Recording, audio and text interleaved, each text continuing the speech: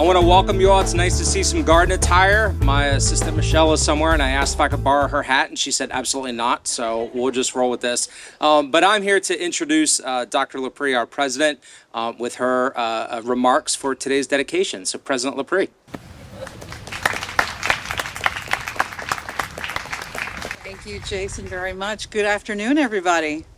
What a beautiful day we have ended up with, and I think it's very meaningful that the weather has worked with us on what is an extraordinary day when we think about the lifeblood of this institution.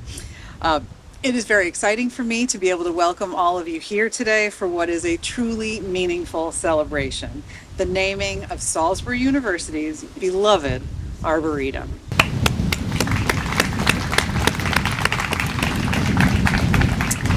Today we are celebrating a legacy of generosity, a love of nature, and a deep-rooted tradition that goes back to the very founding of this institution. When I first got to Salisbury University, and it's maybe the thing that strikes a lot of people when they hit the university for the first time, beyond our academic excellence and beyond the amazing community spirit we have here, was the kindness that was extended to me from every corner of campus. And among those who were the first to reach out to me when I very first started were Glenda and Bob Park. And it didn't take very long for me to realize that Glenda and I shared a great deal in common. We have a great love for quilting, for one thing, and for crafting, and we've exchanged more stories about fabric than at this point I can probably remember. But we also share a deep appreciation for nature. And so it feels especially fitting to be here with you today, together, surrounded by these beautiful trees and gardens that bring so much life and so much meaning to Salisbury University, and to celebrate you both. Salisbury University's love of trees began nearly a century ago. In the 1920s, shortly after our founding, we celebrated our very first Arbor Day by planting the now iconic linden trees that still stand tall beside Holloway Hall. That early act of stewardship set in motion a culture of care for our environment and lives on today. And our Arboretum stands as a living testament to that commitment. Our Arboretum includes more than 3,000 trees, along with a vast collection of woody and herbaceous plants. Spread across 200 acres, it features themed gardens and curated landscapes that highlight the extraordinary diversity of our region and beyond. You'll find stunning collections of maples, redbuds, crepe myrtles, magnolias, witch hazels, vines, and even Maryland State Championship trees. And now, thanks to the remarkable generosity of the Clarks, this extraordinary resource has a name that reflects both a personal legacy and an enduring impact. It will forevermore be known as the Glenda Chatham Clark Arboretum.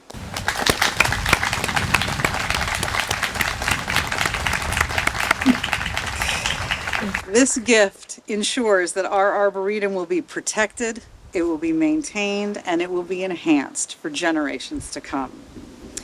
But this gift is only the latest in a long list of the ways that the Clarks have supported Salisbury University. From classrooms to research labs to scholarships and student programs, their impact is felt all around campus. So Glenda and Bob, thank you. Thank you once again for all you do for Salisbury University. How about one more round of applause? Your belief in this university and your love for what it represents is so inspiring to me, and I think inspiring to anyone who knows you. You have not only given us a gift, but you have nurtured something that will keep giving back long into the future. So at this time, I would like to invite both of you to come join me to officially cut the ribbon and welcome everyone to the Glenda Chatham Clark Arboretum.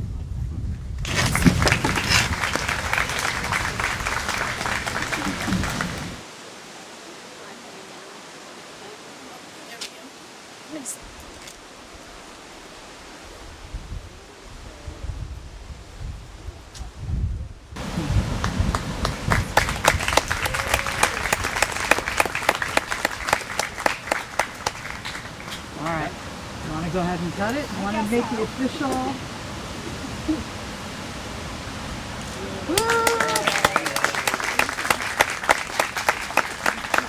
Thank you again, Bob and Glenda, for this extraordinary, extraordinary gift to Salisbury University.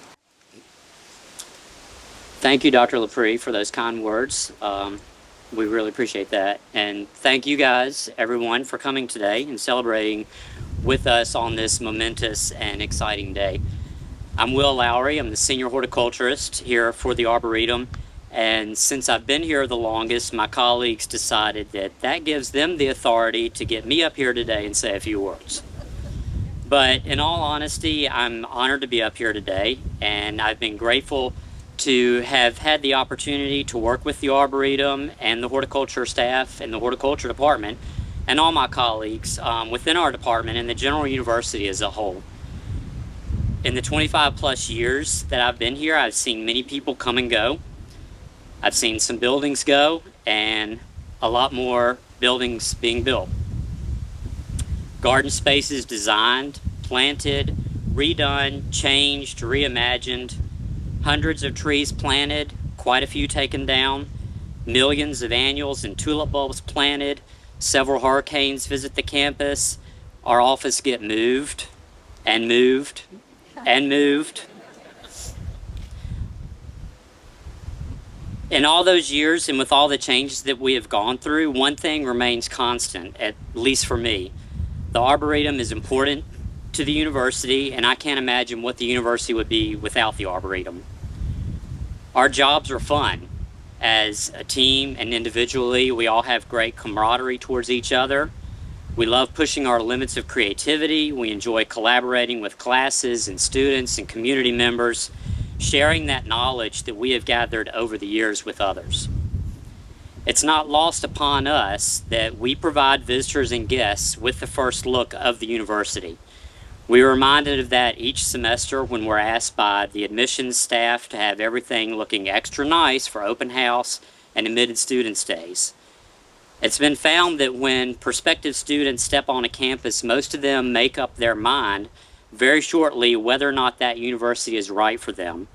And we're proud to be that first line of defense in getting students to come to Salisbury University and appreciate when our work helps to push that undecided student over the edge to commit to SU.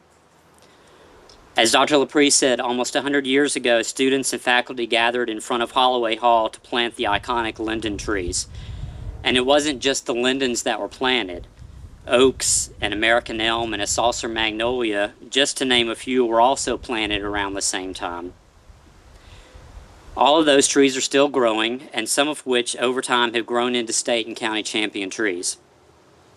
The campus has grown from landscaping and beautifying the newly constructed Holloway Hall to creating a park-like setting for the enjoyment of students, faculty, and staff, to creating more sustainable and green landscapes, getting rid of the Dust Bowl that was the campus mall in the 60s and 70s, and planting the trees that you see today that were rescued from highway construction. Where we are today was a strawberry farm, and even though there are buildings around us, we've put this land back into a sustainable non-crop landscape. We have seen many people come and go. The NAB Center has pictures of Ruth Powell working in flower gardens behind Holloway Hall in the 30s and 40s. Dr. Joan Maloof took what was at that time a limited campus landscape and began laying the groundwork for others to come. And she was also instrumental in ensuring the survival of the large deodara cedars that are in front of the Bosserman Center. Joe Gilbert, VP of Administration, and President Tom Bellavance were instrumental in the 80s, procuring funds to really set the stage for creating the Arboretum as it is today. Les Lutz was brought in and worked his magic with landscaping and garden creation and having the pergola built, which is a replica of one that stood on the south side of Holloway Hall during the 30s and 40s. Ann Miller, an alum of Salisbury University, donated money for the first named garden on campus, the Miller Alumni Garden. Countless groundskeepers, student workers, our green shirts, summer crews, professors, other horticulturists. And while you may not know all these names, they helped to make all of this possible. They had the knowledge and the wisdom to know the importance of gardens and trees and green space, and how that can interact on a college campus to make students more well-rounded individuals, alleviate stress, provide green space and recreation space, and to just try and make our little section of the world a greener, more inviting place. And to them, we're truly grateful. Today, we can add another name to that list, Glenda Chatham Clark. With the Clark's generous gift, the Arboretum has the opportunity to become something more. And in the years to come, we hope to live up to the generosity bestowed upon us and look forward to what the future holds. So, on behalf of the staff of the Arboretum, I would like to say thank you. The trees are talking to us, aren't they? Good afternoon, everyone. Bob and I are so happy to be celebrating Salisbury University's Arboretum with you today. As I stand here surrounded by the beauty of this landscape, I am deeply honored and honestly quite overwhelmed to have this Arboretum bear my name. I am filled with gratitude for the people who believed in this vision, gratitude for how this Arboretum provides a source of inspiration, reflection, and peace for students, faculty, and the community. Gratitude that SU brought us together in 1968 as freshmen in the registration line. When we were students here, Salisbury State College's enrollment was about 500. The entire campus was made up of just a few buildings: Holloway, a gym, Blackwell, the dorms, a student union, Devilbus, Carruthers, and the music building. And now let's look at it. Amazing changes. Let me share a little about our journey that brought us to today's celebration. I grew up in Shad Point and graduated from James M. Bennett High School. At SU, I was an English major with a minor in secondary education. With my bachelor's from SU and master's degree from Lehigh University, I was able to secure teaching positions wherever we moved. I took the Master Gardener course in Vermont, and over the years have been president of 3 garden clubs, including the Worcester County Garden Club. Some of you are here today. Thank you very much. Woo-hoo! I'm a lifetime member of the National Garden Clubs and the Federated Garden Clubs of Vermont and Maryland. After landscaping our home on Lake Champlain, gardening became my avocation. I love everything that is garden related. I go out in my garden in the morning and stay until Bob lures me inside with a call that lunch is ready. Bob grew up near Snow Hill and graduated from Snow Hill High School. He left SU after our sophomore year to enter the U.S. Air Force and went on to earn his bachelor's from Southern Illinois University Carbondale, a master's at Central Washington University, and a doctorate at Lehigh University. His 30-year career in higher education included becoming a college president at only 33 years old, and ultimately becoming the Vermont State College's chancellor. Over the years, he has served on many bank and electric company boards. In February, he finished a 12-year term on the North American Electric Reliability Corporation board. This board governs all the high transmission lines in the United States, Canada, and part of Mexico. 13 years ago, we returned to the Eastern Shore and reconnected with Salisbury University. On a visit to campus, I was struck immediately by how the extensive plantings perfectly complement the buildings and open spaces. In our 40 years away from the shore, not only had the buildings grown in number and size, but it was obvious that the university had had a vision of creating a beautiful landscape to enhance the educational environment. Of course, as an avid gardener, I wanted to learn more about the Arboretum's diversity of plant material. Following a campus arboretum tour with District 1 of the Federated Garden Clubs of Maryland and a sustainability tour with the Worcester County Garden Club, I reflected that it might be a nice way to support and be part of the Arboretum by purchasing a brick in the Miller Alumni Garden or even donating a bench with our names. But when we learned about this endowment opportunity, we knew it was the perfect investment for us, a living legacy rooted in love. Thank you to everyone for being here today, and especially my husband and best friend, Bob.